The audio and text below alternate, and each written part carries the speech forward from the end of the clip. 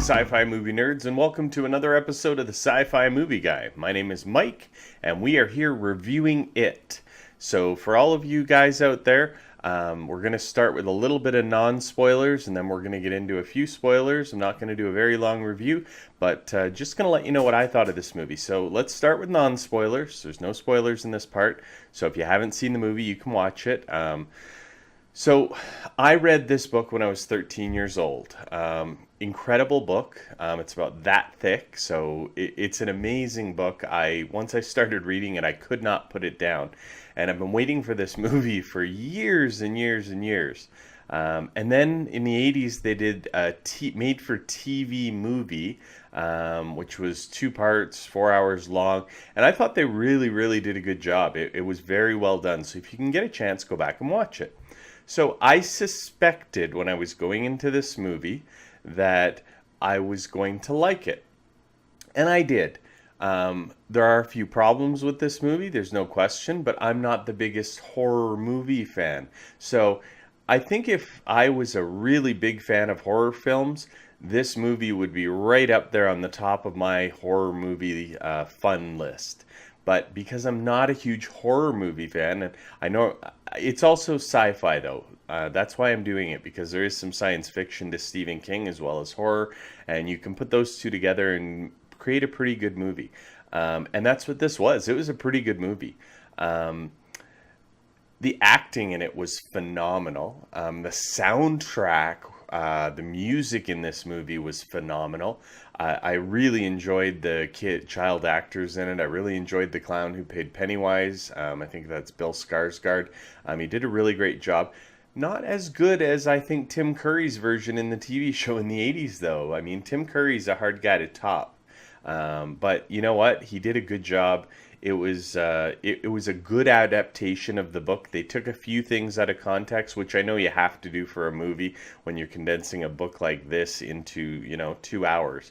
But really good movie. So if I had to rate this movie on my rating system, and again, I go must see, go, wait for video, no. So must see means you got to get out there, see it opening weekend. You don't want anyone to spoil it for you.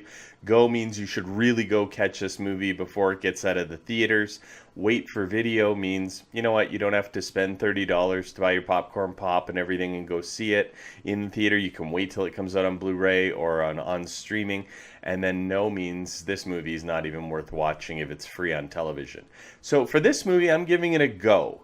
I think it needs to be seen in a theater. I think you need to see it with a lot of people around you. I think you need to enjoy this movie that way. For all you kids out there, I don't think there's a problem. I know it was rated R in the US and it's rated 14 plus here. But you know what? With all the stuff on television now, I mean, this was no more gory than anything that kids are watching these days. So I'd say if you're 10 years old or over, you'd be fine to watch it. It depends on, you though. If you're not big on horror movies and you're not big on blood and those kind of things, maybe wait till you're a bit older. But I'd probably take, if I had kids, I'd probably take them to this movie if they were 10 or 11 and older. Again, nothing hugely terrifying. Little kids, yeah, they're going to have nightmares in this movie. So let's get quickly into spoilers now. So if you haven't seen this movie, stop watching now, pause it, take a look at the time on the video, and come back and watch the rest of it.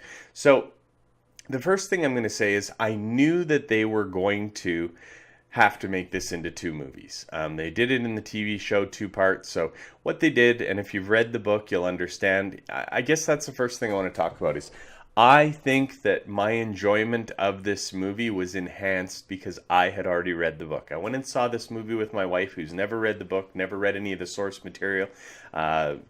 I think she said she watched part of the TV show in the 80s, but she didn't enjoy it as much as I did because there's a lot of context that they have to leave out in a movie that really gets explained very well in the book. So for me, I enjoyed this movie more than she did because I had read the book first. So this is one of those few instances where I would say read the book before you go see the movie because it'll fill in a lot of gaps. It'll give you some history that they don't quite get into in the movie. Like, for example, they really skim over the part where they explain how the clown comes back every 27 years, where it's way more in depth in the book. So basically, the premise of this movie is back in 1908. I think it was 1908. The town of Derry, Maine, was formed. I love that all of Stephen King's movies and books are in Maine because that's where he's from. But in 1908, this town was formed, and 91 people signed the charter, and then they all just disappeared. So then, that just kind of sets up the movie. And then they say every 27 years, this clown or creature, whatever you want to call it. And again, if you've read the book, you know what it is, but I'm not going to spoil that, even though we're doing spoilers, because I think it'd take away from the enjoyment of the book. But every 27 years it comes back and mostly feeds on children.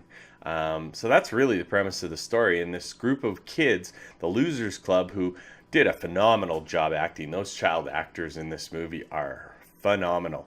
And just as a side note, if you go to Collider Video, and if you're watching the movie Trivia Schmodown, they actually had all the kids from the Losers Club from the movie It on and did a special Celebrity Schmodown. I really enjoyed watching it. It was great. You can go to Collider Video right now and watch it.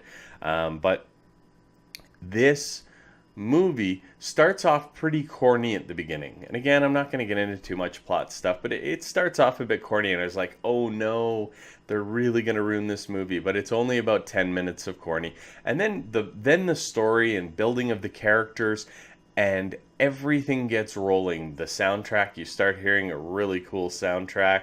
It's set in 1988, 1989. So they got a lot of 80s music thrown in there. There's a little bit of comedy, a little bit of horror, a little bit of science fiction. So it's got something for everybody. I think that's why this movie's going to do well, is because even if you're not a horror fan, you might be a science fiction fan, or a drama fan. And this movie can, relate to a whole bunch of audiences and a whole bunch of people. Again, I gave it a go because I do think that this type of movie needs to be seen in a theater with lots of people around you and hearing them jump back at the jump scares at the same time you do. And some of the gore in it is pretty good. Some of it, again, a little bit cheesy, but you know what? That's how the book was written too. Not saying anything against the book because I did love the book. It's still one of my favorite books. But they left this movie as part one, because part one is when they're children and they go after the monster and they try to save each other, and they have to stick together because in this town, and again, they don't really explain this, but the people forget because there's kind of a spell over the town, and that's what this creature has done, so that adults can't see what's going on with the kids. And as soon as the kid is killed, they're looking for him, but then when another kid is killed, they kind of forget about that other kid being killed. So the adults are kind of in a walking trance, and so only the kids can see it and remember. So at the end of this movie, they all do a blood pact, and they say if it ever comes back, if we weren't able to get rid of it, then we all have to come back and we have to finish the job. And that's pretty much halfway through the book. And then, so the second movie is going to be when they're all adults. So they have a real opportunity here, if this movie does well, to get in some really big name actors. I immediately thought of Ben Affleck as Bill. I think he'd do a great job in that role. Ben, I think it would be really cool if, they brought in, like in the TV movie, they had John Ritter play Bill. So I think it'd be really cool if they get somebody of that caliber to play that Bill character. But it's a really good opportunity for them to bring in some big name actors to finish off this story. So I hope that's what Warner Brothers does. Please let me know what you thought of this movie right in the comment section down below. Love to hear what you thought of this movie. Please like this video. It helps me with getting views. Subscribe to my channel if you haven't yet. And yeah, please tell me what you thought of it. Again, I'm giving it a go. You got to go see this in the theater for the theater experience with the movie It. So with that, I'm signing off. And remember, everybody, nerds rule the world.